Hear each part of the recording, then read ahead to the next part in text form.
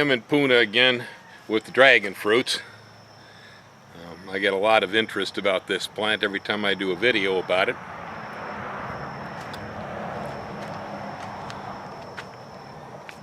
The yield at this point is huge. It's really, really nice. You see here that we have clusters of even 3 fruits in a row over here. That's really pretty special.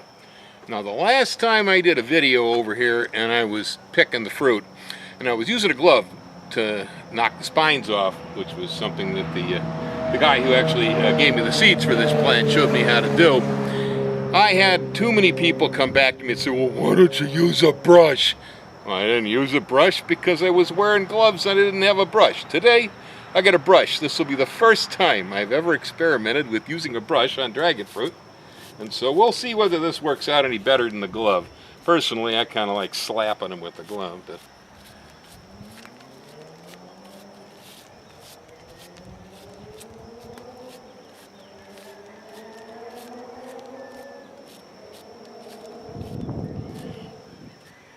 okay, case closed.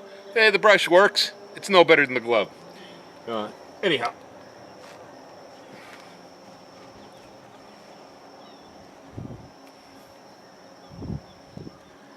So I'm going to go ahead and do a little bit of dragon fruit harvesting over here. And so the way we're going to do this is make sure we got all the spines off, because I'm gloveless today. And then kind of look for where the fruit is anchored to the cactus. And I'm going to cut it right there. Like that. And we have ourselves a dragon fruit here. A little tiny bit of the cactus on the end of it over there. The fruit size here at my farm in Mountain View above Hilo, it actually seems larger than most of the fruit I've seen on these plants. Large fruit is nothing new here on Bill's farm. Generally speaking, the pineapples that I grow here tend to be larger than most of the pineapples I see elsewhere. I don't believe I've ever seen a cluster fruit like this set up over here. Yeah, so here we got another really nice large one.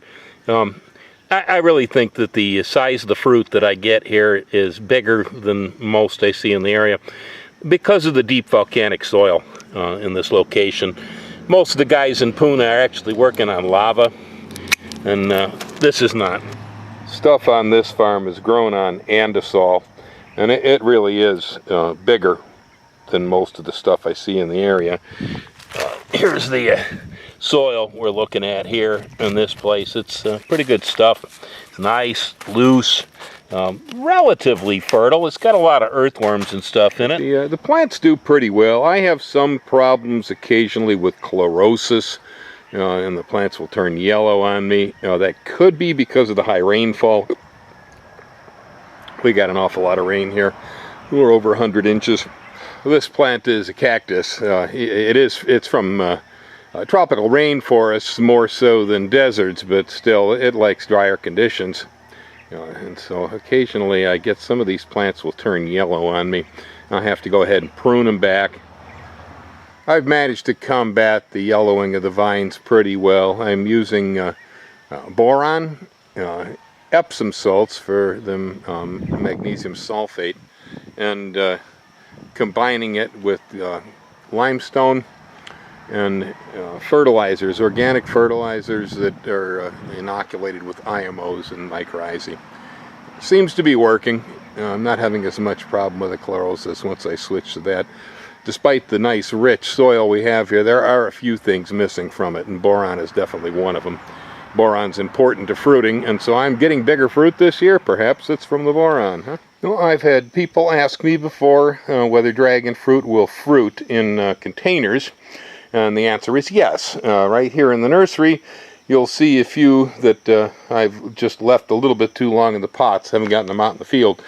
They got taken off there growing here along my nursery tables, but they really aren't rooted into the ground. They're sitting on weed block, and well, they got a reasonable amount. There's a fair amount of fruit hanging off of these pots. Most of them are growing here in 1-gallon containers, for goodness sake. So it seems like the favorite part of the Green Garden Guy show is when Bill eats the fruit. I've done this one before in front of the camera, but hey, it's 2016, February. Let's do it again. Right here we got a pretty decent ripe piece of fruit. She's a big one. Look how big it is compared to my head. Wow! Okay, yeah. The camera lies, right? Or this is the photographer.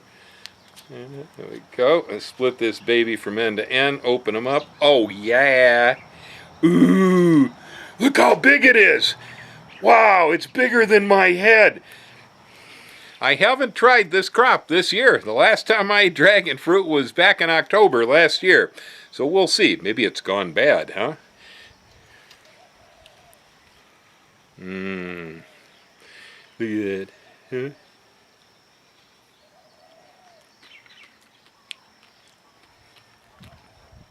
Oh my God. Oh. Oh. It's like taking an entire beehive, drilling a hole in the bottom, and tipping it sideways, telling the bees to go away, and just drinking it. Oh man, there's puddles of juice in here too. The one thing definitely about rainfall in this area, you don't get dried out fruit. Wow.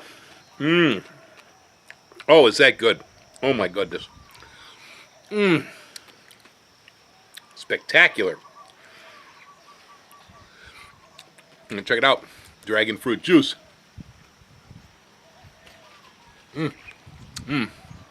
Oh, that is so good. Yeah.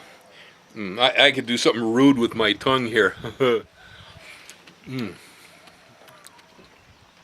Oh, I'm really sorry that you aren't here. I really am.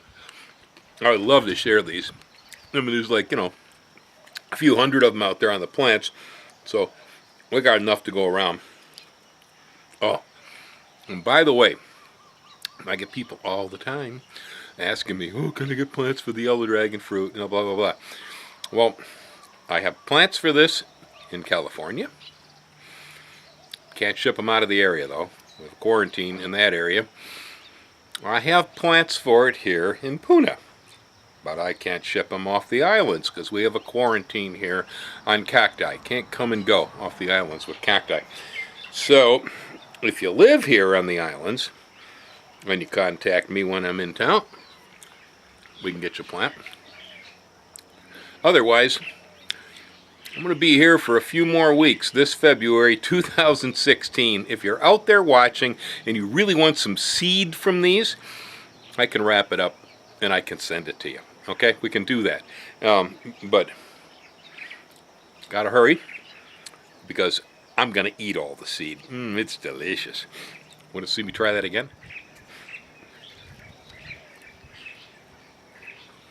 Oh man. No. Now, if you've ever had the red dragon fruits or the pink dragon fruits, whether they're the red-fleshed ones or the pink-fleshed ones or the white-fleshed ones, it really doesn't matter. To me, they're okay. That's all I can say for them. Some people claim that there are a few that have a much higher Brix, and that's possible, and I will be looking for them because I'm always interested in dragon fruits. But so far, nothing surpasses the yellow dragon fruit. Oh, man. The nomenclature on this plant just keeps changing. At one time it was Solanacereus megalanthus. I still like that name. It's a good one. But lately I believe they've changed it to Hylocereus megalanthus. Kind of crowded because that's where they have all the red and pink dragon fruits too.